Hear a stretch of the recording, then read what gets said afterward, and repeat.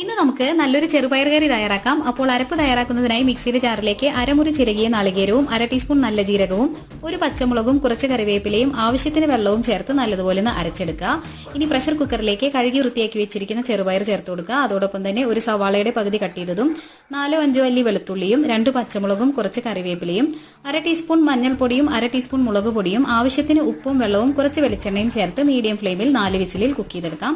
ഇപ്പോൾ പയർ നല്ലതുപോലെ വെന്ത് വന്നിട്ടുണ്ട്. ഇനി മറ്റൊരു ചട്ടിയിൽ വെളിച്ചെണ്ണ ചൂടാക്കി ഇതിലേക്ക് കടുക് ചേർത്ത് പൊട്ടിക്കുക.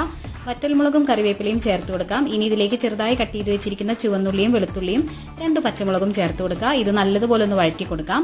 ഉള്ളി നല്ലതുപോലെ മൂത്ത് തുടങ്ങുന്ന സമയത്ത് ഇതിലേക്ക് 1/2 ടീസ്പൂൺ കാശ്മീരി മുളക് പൊടി ചേർത്ത് കൊടുക്കുക. പൊടിയുടെ പച്ചമണം മാറി വരുന്ന സമയത്ത് വേവിച്ച് വെച്ചിരിക്കുന്ന ചെറുപയറും ഒരൽപ്പം ചൂടുവെള്ളവും തയ്യാറാക്കി വെച്ചിരിക്കുന്ന അരപ്പും ചേർത്ത് നല്ലതുപോലെ ഒന്ന് തിളപ്പിച്ചെടുക്കുക. അരപ്പിന്റെ പച്ചമണം മാറി വരുന്ന സമയത്ത് നമുക്ക് ഫ്ലെയിം ഓഫ് ചെയ്യാം. അപ്പോൾ ഇത്രയേ ഉള്ളൂ, രുചികരമായ ചെറുപയർ കറി റെഡി.